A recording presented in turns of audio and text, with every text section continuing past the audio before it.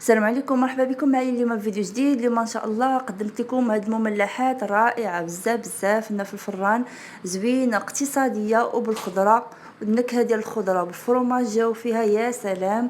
يلا نبداو على بركه الله نوجدوهم. اللهم صل وسلم وبارك على سيدنا محمد وعلى اله وصحبه اجمعين. هنايا عندي واحد 3 جزرات شديتهم بشرتهم في الحكاكه رقيقه. نفس الشيء هنايا خديت واحد 2 ديال لي كورجيت هكا تا هما نفس الطريقه ديال الجزر بشرتهم مزيان. صدقوني النكهه او النكهه ديال الخضر في هاد لي شونس في هاد المملحات جاو زوين بزاف بزاف. صافي غادي نكمل حتى نبشر الخضره ديالي كامله اللي عندي، نشعل عليهم النار ونضيف ليهم شويه الزيت المائده، وغادي نشحرهم مزيان مزيان. كمنكهات اللي غادي نضيف غير الملحه والبزار فقط.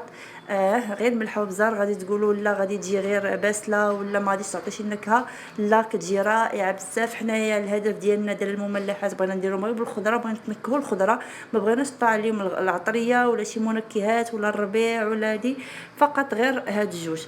هنايا استعملت الزيتون، هنايا قطعته. تقدري تستعملي الزيتون وتستعملي حتى الحامض المصير كيجيو زوينين. وفي هذه الاثناء كتكوني دايره هكا الشعريه الصينيه كتغلى في الماء طيب، كتخليها حتى تطلق مزيان. صافي تصفيها وتقطعيها كما كتشوفوا ونضيفها على هاد الحشوه ديالي. صافي وغادي نحاول انني نمجز هذا الحشوه ديالي كامل باش يدخل النكهه الخليط ديالي. على فكره الا ما بغيتيش ديري الملحه والبزار ديري الهريسه كتجي رائعه رائعه بزاف في هذه الخلطه. هنايا انا ما نقدرش ندير الفلفله حاره، انتيا تقدري ديريها كعوض، ولكن الا درتي الهريسه ما ديريش ملحه. حيت هكا الزيتون مالح، وغادي نضيفو الفرماج حتى هو مالح باش ما يطغاش لك الملوحيه بزاف، والهريسه حتى هي كتكون مالحه.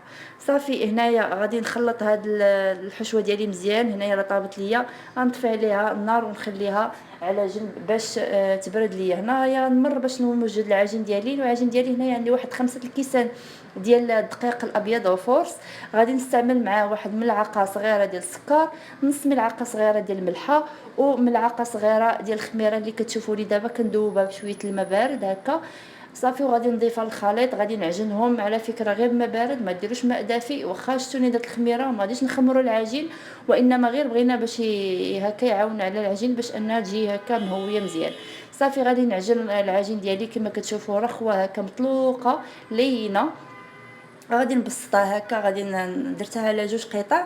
غنبدا نخدم قطعه بقطعه. هنايا القطعه الاولى هكا غادي سطح العمل غادي ندير فيه الزيت، وغادي نبسط العجين ديالي هكا شويه بشويه. نتفادى باش ما تقطعش ليا حيت هاد العجين رخوه.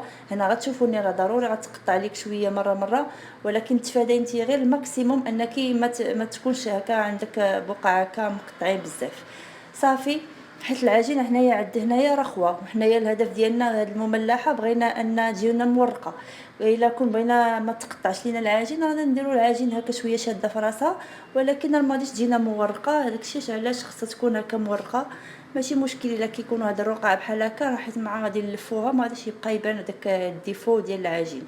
صافي غادي هكا نمر هكا عفوا هكا نسطح العجين ديالي على شكل مستطيل او مربع على حساب سطح العمل اللي خدامه انتيا فيه. فهاد الاثناء غادي ناخذ داك الحشوه ديالي. هنايا راه تكون بردات ليا، وغادي نضيف ليها الفرماج هكا من بعد ما كنحطو شويه هكا في كنبشرو انا وكنحطو في كونجيلاتور. وقت ما احتاجيت هكا شي وصفه ناخذ فيها الفرماج كيجيني مزيان ساهل، وحتى كيكون بارد هكا كيطاوعني في الخدمه. صافي غادي نضيف ليهم داك الفرماج هكا كما قلت لكم، ونخلط الحشوه ديالي من بعد ما انها بردات ليا باش داك الفرماج ما يذوبش، تيذوب ليا حتى يدخل الفران. صافي غنخلطها هكا مزيان كي تيدخل لك الفرماج هكا مزيان. صدقوني رائعه هاد النكهات هادو ديال الخضره مع الفرماج جاو زوينين بحال شي بيتزا هكا صايبتيها كتلكي داك النكهه رائعه. ما غالبش عليها النكهه ديال العطريه ولا شي منكهات اخرى من غير داك الخضره وداك الفرماج. يا سلام. صافي غادي ناخذوا هاد القطعه، غادي نقطع هنايا دي مورسو. هنايا غندير هنايا 3 اشرطه، وكل شريط غنقطعو على 2 بمعنى 6 لي مورسو اللي يخرجوا لي هنايا 6 ديال لي سيجار اللي خرج في هاد القطعه ديال العجين. هذه هو لافونتاج ديال هاد المملحات هادو اللي قادينه، هو انك ما كتبقايش واقفه بزاف، نتفاداو على نبقاو واقفين، وفي نفس الوقت كتحضري كميه كثيره في وقيته وحده. هنايا دابا قطعت العجين على جوج قطع ودرتهم بحال هكا مزيانه، احسن من انك تبقاي كل مره انك تورقي قطعه بقطعه، صعيبه بزاف هكا الوقوف، ولا وحتى ما كنتيش واقفه هكا. هاد الخدمه بحال هكا كتكون مزيانه. السهل الممتنع هو هذا. صافي غادي نبدا هكا نلف العجين ديالي. شتو راه ساهلين، غير ديك الجوانب القناتين الاولين هما اللي كتلفوا على داك الحشوه صافي، ومن بعد انك كتبقاو تلفوها. هنايا حيت مع العجين هكا لينه، راه عادي جدا. دوا الغرض ديالنا من هاد العجين هو انها تكون بحال هكا، بحال شي ورقه وهكا، باش تجينا زوينه هكا في الطياب.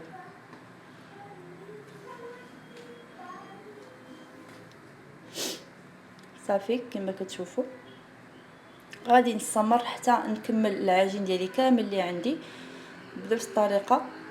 وهذه هي الفرصه على ان الواحد يتناول الخضر بحال هكا، ماشي بالضروري. على فكره هنايا راه تقدروا ديروا حتى الا كان عندكم كفته ديال الدجاج ولا ديال هكا ديال اللحم اللي كاين عندكم ديروه، ولكن هكا النكهه ديال الخضره من الافضل انها تكال بوحدها باش ما يطغاش عليها. الا درتي الخضر مع هكا شي بروتين هكا، راه ما غاديش تبقاي تنكهي داك الخضره ديالك. من الاحسن ان الخضره تكال بوحدها، والبروتين الكفتات هي تكال بوحدها، باش كل ذوق ومذاق كما كيقولوا. صافي غنستمر بحال هكا حتى نسالي العجين ديالي كامل. غادي نوجد هكا الصينيه ديالي، غادي ناخذ واحد السكين يكون حاد، او لا الا عندك شفره او زيزوار يكون خاص غير بالمطبخ. كن هكا كنشرح هذوك لي سيجار ديالي بحال هكا. تقدري ديري على جوج ولا ثلاثه اللي بغيتي، ولا تقدري ديري غير هكا شريطه وحده هكا في الوسط اللي بغيتي انت كتفني في العجين ديالك. صافي من بعد غادي نكون موجدت واحد البيضه، غادي ندير فيها واحد شويه ديال الخل. ضروري كندير بيضه مع الخل. علاش غتقولوا لي الخل باش يحيد لي الزفوريه ديال البيض، حيت حنايا ما مستعملينش البيض هنايا. كاين اللي ما كيبغيش داك النكهه ديال الزفوريه ديال البيض هكا يتلمط هكا واش ياكلها هكا في الماكله. هذه هو لاستيس اللي زوينه، هو انك كديري البيض مع الخل بحال كاع ما دهنتي نهائيا داك المملحات ديالك بالبيض، كيجيو زوينه بزاف وداك الزفوريه ديال البيض كتحيد. كنستمر على هكا حتى ندهن هكا المملحات ديالي. غادي ناخذ واحد شويه ديال هكا، عندي هنايا شويه الزنجلان وشويه ديال السانوج. السانوج على فكره كيعطي نكهه زوينه في المملحات. والفران ديالي كنكون مسخناه على درجه ديال 200 180 200. كندخلهم وضروري كل واحد الفران ديالو خص ضروري كل واحد يشوف الفران ديالو المده ديال الطهي مع المراقبه. صافي غادي ندخلهم يطيبوا ونشوفوهم ملي غادي يطيبوا كيجيو رائعين. الا وصلتي حتى للمرحله ما تنسينيش ملي لايك واللي كومونتير واشتركي معايا في القناه، باش ان شاء الله كل مره يكون جديد. قدمت لكم هذه المملحات رائعه وبنينه بزاف، صدقوني جربوها. الى اللقاء مع فيديو جديد ووصفه جديده. السلام عليكم ورحمه الله تعالى وبركاته.